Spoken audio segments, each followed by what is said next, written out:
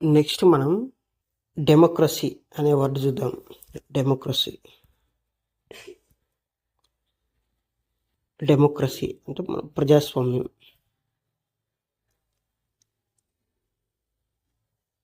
Word వచ్చేసి Greek word. డీమో వచ్చేసి ప్రజలు.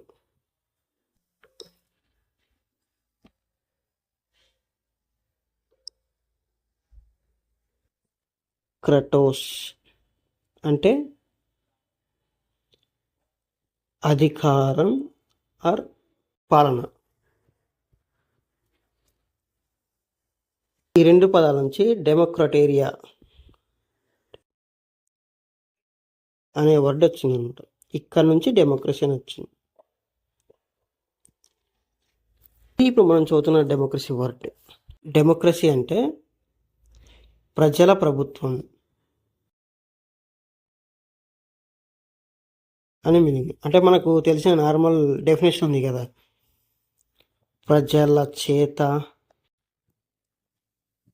ప్రజల కొరకు,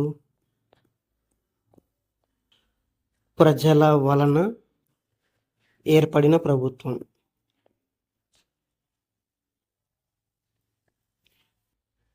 ఇది ప్రజాస్వామ్యం అన్నమాట.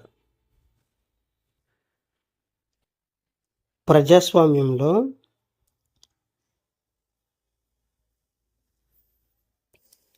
రెండు రకాలు ఉంటాయి. ఒకటి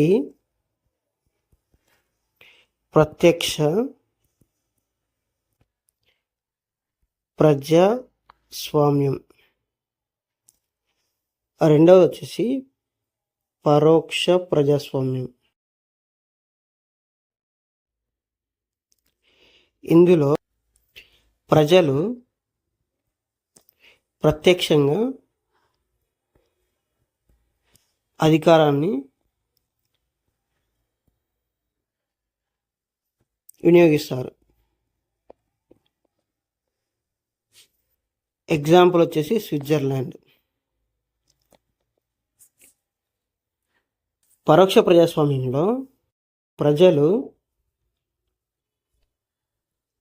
తమ ప్రతినిధులను ఎన్నుకుంటారు.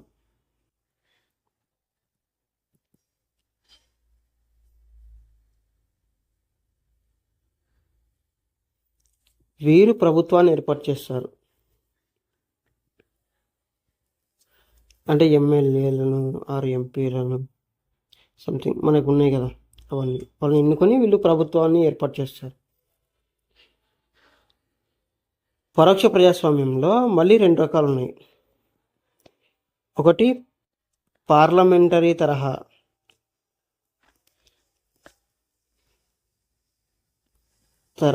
ప్రజాస్వామ్యం, రెండవది అధ్యక్ష తరహా ప్రజాస్వామ్యం. ఈ పార్లమెంటరీ ప్రజాస్వామ్యం వచ్చేసి ఉదాహరణ వచ్చేసి మన భారతదేశం.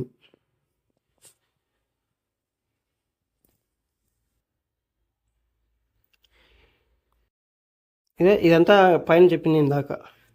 ప్రజాస్వామ్యానికి మూలం వచ్చేసి ప్రజలు. వారు తమ ప్రతినిధులను ఎన్నుకొని వారి ద్వారా ప్రభుత్వం ఏర్పాటు చేసి పాలన జరుపుతారు అన్నమాట. ఇందాక చెప్పిన ప్రజాస్వామ్యం రెండు రకాలు. ఒకటి ప్రత్యక్ష ప్రజాస్వామ్యం, రెండు పరోక్ష ప్రజాస్వామ్యం. ప్రత్యక్ష ప్రజాస్వామ్యంలో ప్రజలే నేరుగా ఎన్నుకుంటారు, నిర్ణయాలు తీసుకుంటారు. పరోక్ష ప్రజాస్వామ్యంలో ప్రజలు తమ ప్రతినిధులను ఎన్నుకుంటారు, వారి ద్వారా పాలన జరుగుతుంది. అంటే ప్రజలు వచ్చేసి ఎంపీలు ఎమ్మెల్యేలను ఎలక్షన్ ద్వారా ఎన్నుకొని ఆ తర్వాత వాళ్ళు ప్రభుత్వాన్ని ఏర్పాటు చేస్తారు. ఈ పరోక్ష ప్రజాస్వామ్యంలో మళ్ళీ రెండు రకాలు. ఒకటి పార్లమెంటరీ తరహా ప్రజాస్వామ్యము, రెండు అధ్యక్ష తరహా ప్రజాస్వామ్యం. భారతదేశంలో ఉన్న ప్రజాస్వామ్యంలో ఈ విధంగా జరుగుతుంది. ప్రజలు ఓటేస్తారు, ప్రతినిధులను ఎన్నుకుంటారు, వారి ద్వారా ప్రభుత్వం ఏర్పాటవుతుంది. కార్యనిర్వాహక శాఖగా ఏర్పడి వారు శాసనసభకు బాధ్యత వహిస్తారు. భారతదేశ ప్రజాస్వామ్యానికి కొన్ని ముఖ్య లక్షణాలు ఉన్నాయన్నమాట. అవేంటంటే 18 సంవత్సరాలు నిండిన ప్రతి ఒక్కరికి ఓటు హక్కు, నిర్దిష్ట కాలంలో ఎన్నికలు, స్వతంత్ర న్యాయ వ్యవస్థ, చట్టం ముందు అందరూ సమానులే. ఇక్కడ మన డాక్టర్ బిఆర్ అంబేద్కర్ గారు ఒక కొటేషన్ ఇచ్చారన్నమాట. సామాజిక ప్రజాస్వామ్యం పునాదిగా లేకుంటే రాజకీయ ప్రజాస్వామ్యానికి మనుగడ లేదు అని అన్నారనమాట. అందులో ఎక్కువగా స్వేచ్ఛ, సమానత్వం, సభ్రాతృత్వం అనేటివి ఈ మూడు విడదీయరానివి. సమానత్వం లేకపోతే స్వేచ్ఛ అనేది కొంతమంది చేతిలో కేంద్రీకృతమై అనేక మందిని మర్చిపోతుందన్నమాట. కాబట్టి స్వేచ్ఛ లేని సమానత్వం వ్యక్తి యొక్క చొరవను హరిస్తుందన్నమాట. 1997లో సుప్రీంకోర్టు ఈ విధంగా చెప్పిందనమాట. భారత గణతంత్ర సామాజిక, ఆర్థిక, రాజకీయ ప్రజాస్వామ్యంలో ప్రతి పౌరుడికి సామాజిక న్యాయము, ఆర్థిక న్యాయము, రాజకీయ న్యాయాన్ని కల్పించి ఒక సమాజాన్ని నిర్మించడమే రాజ్యాంగం యొక్క ముఖ్య ఆశయం అని సుప్రీంకోర్టు 1997లో కొటేషన్ ఇచ్చిందనమాట. ఇందులో ఉన్న కొన్ని పాయింట్స్ రివిజన్ చేసుకున్నాము. ఒకటి, ప్రజాస్వామ్యానికి మూలం ప్రజలు. ప్రజాస్వామ్యంలో 2 రకాలు. ఒకటి ప్రత్యక్ష, రెండవది పరోక్ష. ఇది స్విట్జర్లాండ్ ఎగ్జాంపుల్. పరోక్షలో మళ్ళీ 2 రకాలు, పార్లమెంటరీ తరహా, అధ్యక్ష తరహా. మనది అంటే భారతదేశం పార్లమెంటరీ తరహా పాలన అనమాట మనది. ఇంకా తర్వాత ముఖ్య లక్షణాలు. ఈ లక్షణాల్లో ఏమేమి ఉన్నాయి? ఒకటి వచ్చేసి ఓటు హక్కు, రెండవది వచ్చేసి నిర్దిష్ట కాలంలో ఎన్నికలు,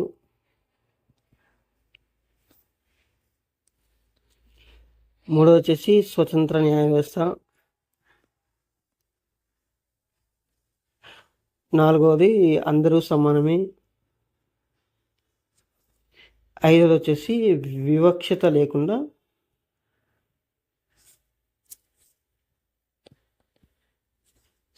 సమాన పాలన. ఇంకా డాక్టర్ బిఆర్ అంబేద్కర్ గారి కామెంట్. ఇలా ప్రజాస్వామ్యం అనేది ఇలా ఉంటుందన్నమాట. ప్రజాస్వామ్యం అనే వర్డ్కి మీనింగ్ ఇదంతా. నెక్స్ట్ వచ్చేసి గణతంత్రం, రిపబ్లిక్. ప్రజాస్వామ్య వ్యవస్థని 2 రకాలుగా విభజిస్తారనమాట. ఒకటి వచ్చేసి రాజరికపు వ్యవస్థ, రెండవది వచ్చేసి గణతంత్ర వ్యవస్థ.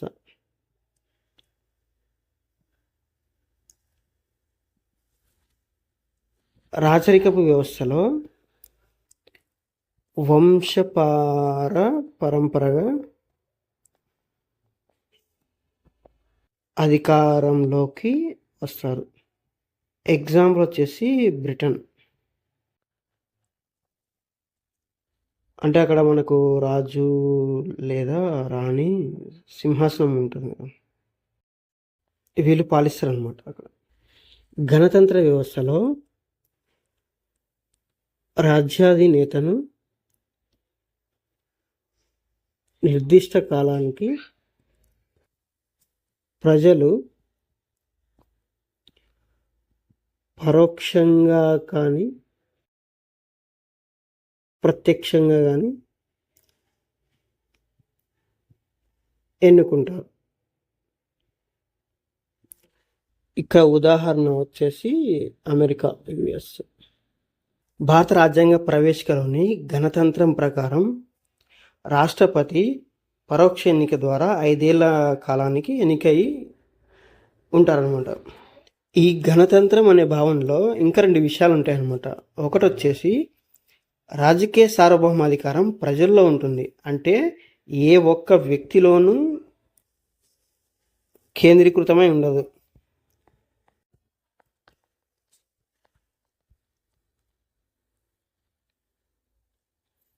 అంటే రాజు ఆర్ రాణి చేతిలో ఉండదు, ఓన్లీ ప్రజల చేతిలో ఉంటుంది. రెండవది ఏంటంటే ఎవరికి ఎలాంటి ప్రత్యేక హక్కులు లేవు. అందరికీ సమాన హక్కులు ఉంటాయి. అంటే పౌరుల మధ్య ఎలాంటి వివక్షత లేకుండా అందరికీ సమాన హక్కులు ఉంటాయి. ఇది గణతంత్రం. ఇలా ప్రతి వర్డ్ చాలా బేసిక్గా వెళ్ళాలి మనం. ప్రవేశికలో న్యాయం అనే పదం ఉంటుంది. జస్టిస్.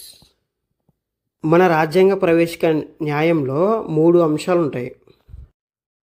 ఒకటి సామాజిక న్యాయం,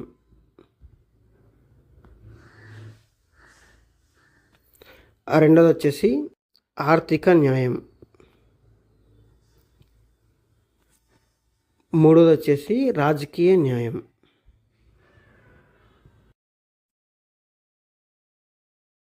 ఈ 3 న్యాయాలను మనము రాజ్యాంగంలోని ఆదేశిక అండ్ ప్రాథమిక హక్కుల ద్వారాను సాధించుకోవచ్చు. ఈ 3 పదాల యొక్క మీనింగ్ ఏంటో చూద్దాం ఒకసారి.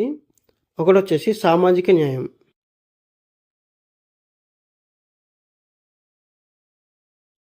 ఈ సామాజిక న్యాయం అంటే ఏంటంటే కులం, వర్ణం, లింగం, జాతి, మతం వంటి సామాజిక వివక్షత లేకుండా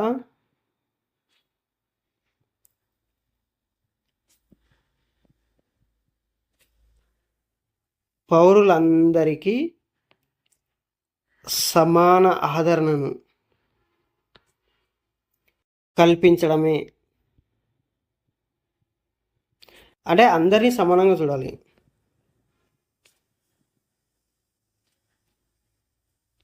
అనేది దీని అర్థం అన్నమాట.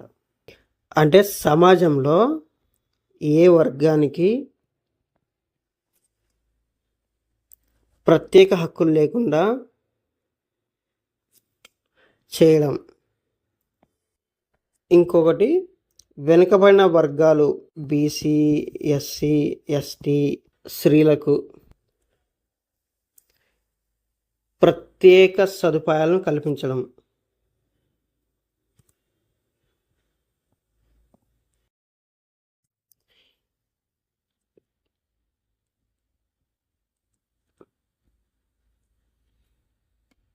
సామాజిక న్యాయం యొక్క ప్రధాన ధ్యేయం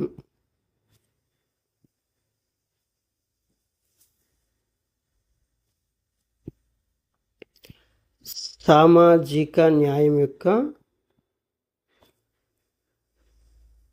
ప్రధాన ధ్యేయం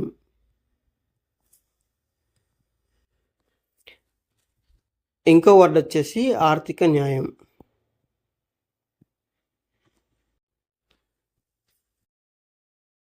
ఆర్థిక పరిస్థితుల కారణంగా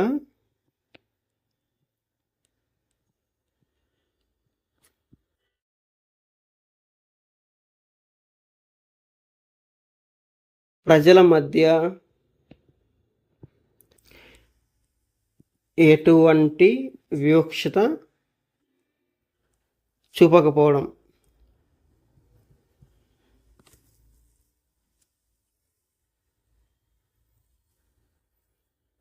ఈ ఆర్థిక న్యాయం యొక్క ప్రధాన ఉద్దేశం, మెయిన్ టార్గెట్. ఇంకా లాస్ట్ వచ్చేసి రాజకీయ న్యాయం.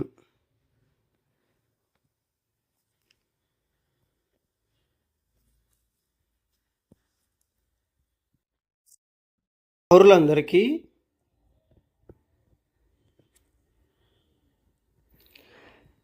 సమాన రాజకీయ హక్కులను కల్పించడం.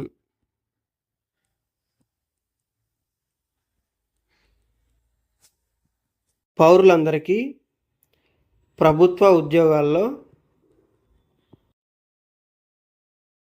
సమాన అవకాశాలను కల్పించడం.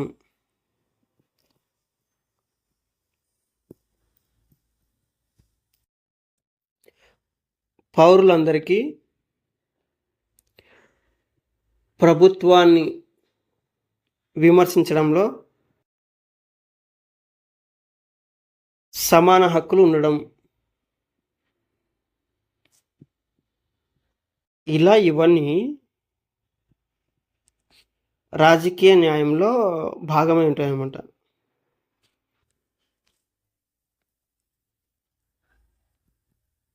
ఉంటాయి. ఈ 3 ఉన్నాయి కదా, సామాజిక, ఆర్థిక, రాజకీయ. ఈ 3 పదాలను మనం రష్యన్ విప్లవం నుంచి తీసుకున్నాం, గ్రహించాం. రష్యన్ విప్లవం వచ్చేసి 1917లో జరిగిందన్నమాట. భారత రాజ్యాంగ ప్రవేశికలో న్యాయం అనే పదం ఉంది. ఈ న్యాయం అనే పదంలో 3 రకాల న్యాయాలు ఉంటాయన్నమాట. అవి ఎక్కడి నుంచి మనం సాధించుకోవాలంటే ప్రాథమిక హక్కుల నుంచి, ఆదేశిక సూత్రాల నుంచి సాధించుకోవచ్చు. ఆ 3 రకాల న్యాయాలు ఏవంటే సామాజిక, ఆర్థిక, రాజకీయ. ఇవి అనమాట ఈ 3: సామాజిక న్యాయం, ఆర్థిక న్యాయం, రాజకీయ న్యాయం. ఇందాకే మనం చెప్పుకున్నాం కదా, ఎటువంటి వివక్ష లేకుండా అందరినీ సమానంగా చూడడం. అంటే కులము, మతము, జాతి, వర్ణము, లింగము, రంగు ఆధారంగా ఎటువంటి వివక్షత లేకుండా అందరినీ సమానంగా చూడడం. ఏ వర్గానికి ప్రత్యేక హక్కులు ఉండకూడదు. వెనుకబడిన వర్ణాలు అంటే ఎస్సీలు, ఎస్టీలు, ఓబీసీలు, మహిళల అభివృద్ధి కోసం ప్రత్యేక చర్యలు తీసుకోవాలి. ఒకరినొకరు సమాన గౌరవం, సమాన అవకాశాలు ఉండాలి అనేది సామాజిక న్యాయం. ఇక ఆర్థిక న్యాయం నుంచి చూసుకుంటే ప్రజల యొక్క ఆర్థిక పరిస్థితి ద్వారా వివక్షత చూపకపోవడం, సంపద, ఆదాయాలను, ఆస్తులను, తీవ్రమైన అంతరాలను తగ్గించాలి. ప్రతి ఒక్కరికి జీవనోపాధి, ఉద్యోగ అవకాశాలు కల్పించడం, పేదరికాన్ని తగ్గించి సమాన ఆర్థిక అవకాశాలను కల్పించేలా చేయడమే ఆర్థిక న్యాయం యొక్క ప్రధాన ధ్యేయం అనమాట. ఇక రాజకీయ న్యాయం చూసుకుంటే ప్రతి ఒక్కరికి ఓటు హక్కు ఉండాలి. ప్రజాప్రతినిధిగా ఎన్నికల్లో పోటీ చేసే అవకాశం ఉండాలి. ప్రభుత్వం ఏర్పాటులో ప్రతి పౌరుడు సమాన విలువ కలిగి ఉండాలి. రాజకీయ పదవులను అందరూ సమానంగా పొందే అవకాశం ఉండాలి. ఇంకా ఎక్కడి నుంచి తీసుకున్నాము? 1917 రష్యన్ విప్లవం నుంచి తీసుకున్నాము. సామాజిక, ఆర్థిక, రాజకీయ న్యాయం అనే పదాన్ని మనం ఇక్కడి నుంచి తీసుకున్నాం, రష్యన్ విప్లవం నుంచి. ఇది జస్టిస్ యొక్క వర్డ్ యొక్క ఎక్స్ప్లెనేషన్. ఒకసారి రివ్యూ చూసుకుంటే న్యాయంలో సామాజిక న్యాయం, ఆర్థిక న్యాయం, రాజకీయ న్యాయం, ఇలా 3 ఉంటాయి. సామాజిక న్యాయంలో అందరినీ సమానంగా చూడాలి. రెండవది వచ్చేసి ఆర్థిక న్యాయం. ఆర్థిక న్యాయంలో అందరికీ వనరుల పంపిణీ సమానంగా జరిగి అందరూ అభివృద్ధి చెందాలి. స్థితిగతుల ఆర్థిక పరిస్థితుల కారణంగా ప్రజల మధ్య వివక్షత చూపకూడదు. ఇంకా రాజకీయ న్యాయం అంటే ఇంకా ఓటు హక్కు ఉండాలి.